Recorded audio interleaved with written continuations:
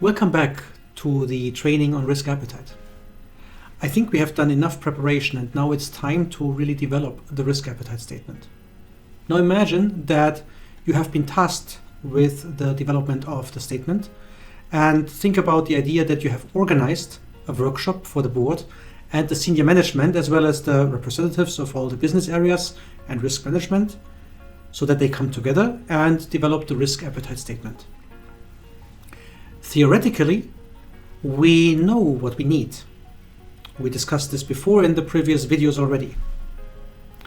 Now it's time to translate that knowledge that we acquired into reality. Yet, you can envision that the decision makers in the organization are sitting around the table not exactly knowing how to start or how to address this development task. We know the framework for the risk appetite statement development, which you can also see here on the screen. We have spoken about the strong independent risk function as an essential component to make sure that the risk appetite statement is well implemented. We have also spoken about the sponsorship for the project from the executive level.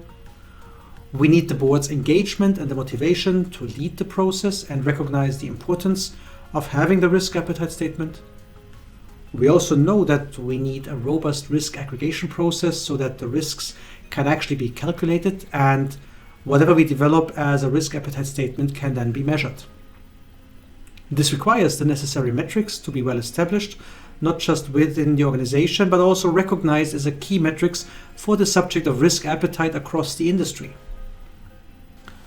We need to make sure that we have the right corporate culture, which allows for information sharing.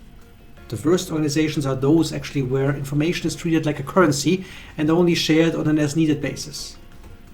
And we need to make sure that we have the mindset in our corporate culture to integrate risk management into the daily work.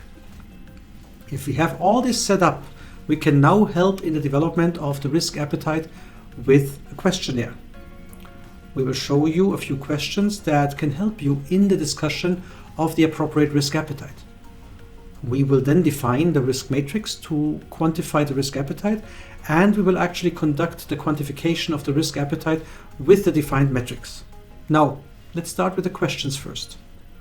We've come up with 8 questions that can be raised in the meeting with the board and senior management in the development of the risk appetite statement as a starting point. The first thing we ask is to describe what each individual participant of this workshop in the financial institution thinks the overall risk appetite has been and what they think the risk appetite should be. This is quite important as particularly in a diverse board you will have various perspectives on the risk appetite and you will might even have different interpretation of the risk appetite that has been in the past. So making sure that every board member can voice their position on the risk appetite is quite important. You basically have to pick them up for the discussion with their own assessment. You can specify the answers for the first question with a second question, which you ask where you believe the financial institution is taking either too much or too little risks in pursuing the objectives. Here again, even with a business strategy that is well established, you will realize that the board and the senior management will have a diverse range of ideas about the actual risk taking.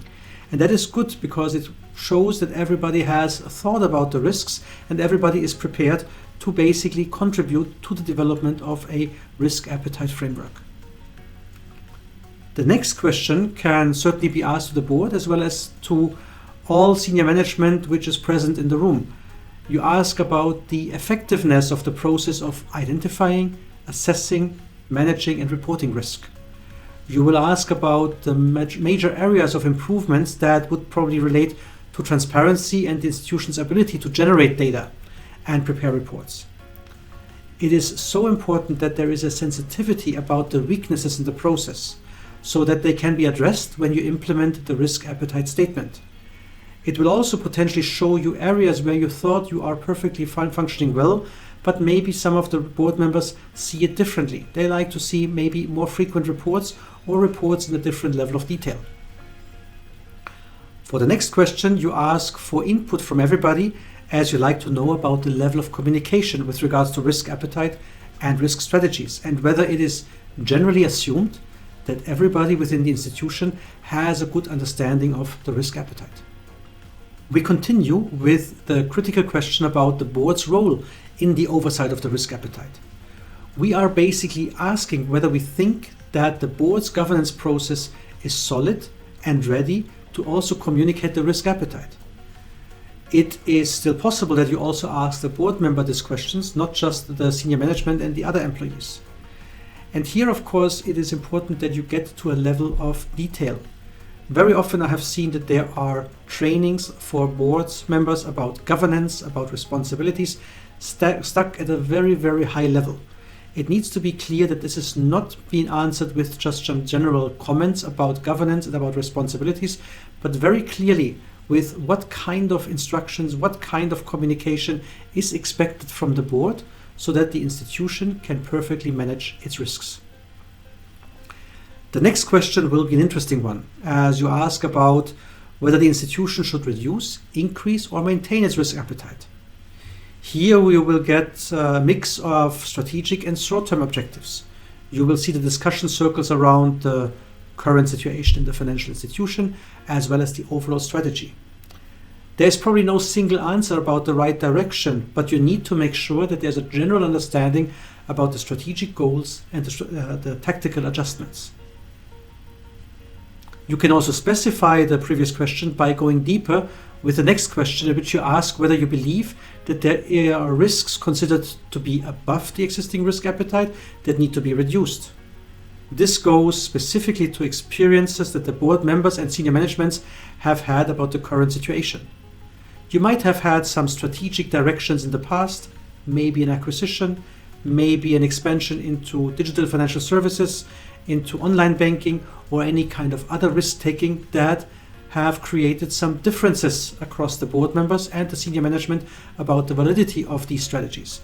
You need to make sure that you get that information because it helps you in developing of the risk appetite statement. In the last question, you addressed a little bit the history of the institution and the development of the risk appetite, the risk profile of the last years.